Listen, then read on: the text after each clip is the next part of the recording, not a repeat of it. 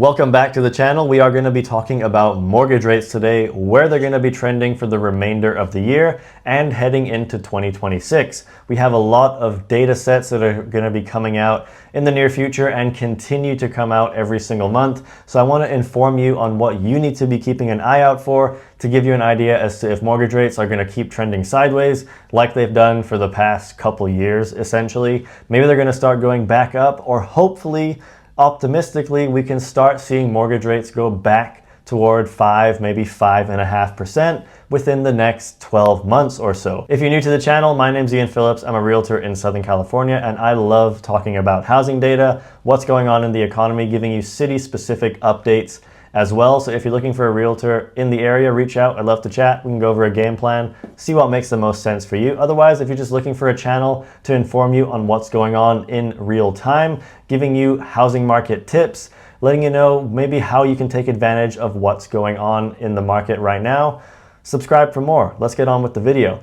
So this is a chart of the 10-year Treasury yield.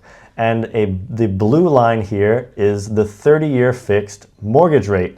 And as you can see, they track perfectly. This data is going all the way back to 1980 when we had mortgage rates around 15%, if you can believe that or not. That was a period of time where we had extremely high inflation and the Fed basically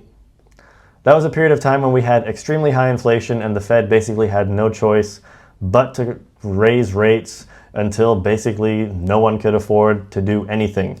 We had interest rates sky high, mortgage rates sky high, and yet the housing market didn't really do too much. But I want to talk about mortgage rates specifically, what you need to be keeping an eye out for, maybe talk about this recent trend that we've been seeing for the last 4 to 6 months or so. So if you're unaware, the Federal Reserve essentially cut rates multiple times at the end of 2024. And a lot of people were scratching their heads saying, why are they cutting rates? The stock market's at an all-time high, and the unemployment rate is still around 4 to 4.5%, which is historically pretty low, slightly below average. Yet they cut rates multiple times. And what has happened since then? Well, if we look back to when the Fed cut rates, which started in November and then December of 2024, the 30-year fixed was at 6.7%. And then it actually started going up to 7%. And as you can see, the 10-year Treasury, which is these green and red bars, that also started going up. So what is the 10-year Treasury? Well, essentially, it's a yield that you get on buying a 10-year government bond. And it goes up as the economy is showing signs of strengthening, and it goes down as the economy is showing signs of deteriorating. So as we were getting the unemployment rate continuing to go up slightly, I think back here we were at 4.3, 4.4%, when the 10-year was almost at 5%, and that started going down. And no surprise, we were having the unemployment rate going down at the same time. But then the Fed cut rates, and then the 10-year Treasury started going all the way back up to almost 5% again. So why did that happen? Well, right after the Fed cut rates, we had the unemployment rate actually starting to go down. It went almost back down to 4%, all while inflation wasn't showing any signs of going back down to 2% solidly, which was one of the Fed's mandates. They wanted inflation back at 2%, and they wanted unemployment at a reasonable level so they could basically start cutting rates. Yet when they cut rates, the opposite of what they wanted started happening again. So now we haven't had a Fed rate cut since the end of 2024. And in my opinion, they probably just should not have cut rates around that period of time. So where do we stand now? Well, the Fed hasn't cut rates all year. And in all honesty, I don't know when they're going to cut rates again. Right now, the odds of them cutting a rate is in, I believe, middle of June. So if you're watching this video around then, you will know if they've cut rates or not. But where are mortgage rates going to be headed for the remainder of the year and into 2026? We're going to have to keep an eye out on multiple sets of data, one of which is the unemployment rate, which is arguably the most important set of data when it comes to what the Fed's decision is going to be. The other one is obviously inflation. Now, obviously, with tariffs and everything going on, I think that's one of the reasons why the odds of rate cuts happening has dwindled a little bit.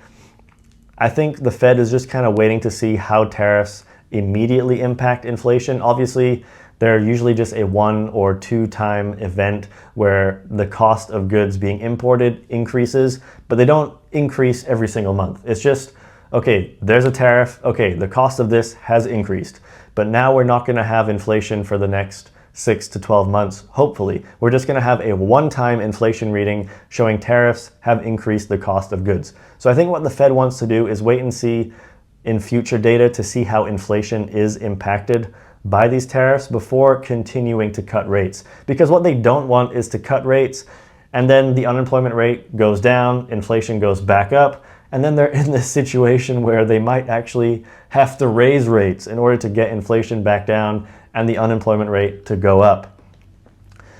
So what you need to be keeping an eye out for is 1, unemployment, and 2, inflation. In my opinion, we are likely going to see unemployment increasing in the second half of 2025. And I think instead of inflation, you're potentially going to see deflation. Now, why do I say that? Inflation is primarily caused by consumer spending, and consumers are essentially tapped out right now. Credit card debt is at an all-time high. Auto loan delinquencies are sky high. We are seeing student loan default levels at record highs. There's almost 5 million people that are in severe delinquent status for their student loans. And some of those individuals are going to start having their wages garnished in order to automatically pay back a lot of that debt. So when you keep an eye on the 10-year Treasury, the important dates are when they report jobs and when they report inflation. Other than that, what you're going to be keeping an eye out for is the overall economy. Now, interestingly enough, mortgage rates could actually go down without the Fed cutting rates. Why is that? If we get unemployment increasing, say next month we're at 4.5, following month we're approaching 5%, you're probably going to have mortgage rates back in the 5s very quickly, because those numbers increasing that drastically is pretty significant, and the Fed and all investors are going to assume that the Fed is going to cut rates multiple times in order to stop the unemployment rate from getting out of control.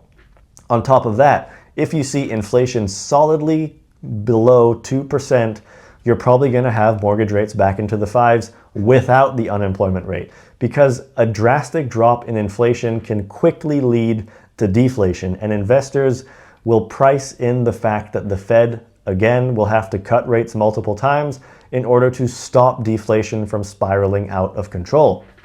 Remember, deflation is actually worse than inflation. I know everyone likes to see prices going down. Oh, house prices are going down, rent is going down. That's great in the short term, but long term, it is terrible for the economy and terrible for consumers. If deflation persists, then you're going to see mass layoffs, as companies are not all of a sudden just going to say, yeah, I'm happy taking a significant loss. I'm going to keep all your jobs in place. No, that's not going to happen. You're going to have companies having mass layoffs as their profit margins decrease, as consumers continue to spend less money. So to summarize, keep an eye out for the unemployment rate. Keep an eye out for the inflation numbers. If we see unemployment going up, approaching 4.5%, 5%, you're probably going to have mortgage rates below 6% pretty quickly. Likewise with inflation. If we can get inflation back under 2%, even with these tariffs being implemented, we might see mortgage rates significantly lower in the second half of 2024. So that's the video. That's a little bit of historic data on mortgage rates, how you can keep an eye on them as a consumer and as someone who's maybe in the industry. A lot of people don't really tell you what you need to be keeping an eye out for to track mortgage rates. But let me know your thoughts in the comments. Once again, if you're looking for a realtor in Southern California, reach out. I'd love to chat, go over a game plan, see what makes the most sense for you in this market. And if you like this video, subscribe for more. I'll see you next time.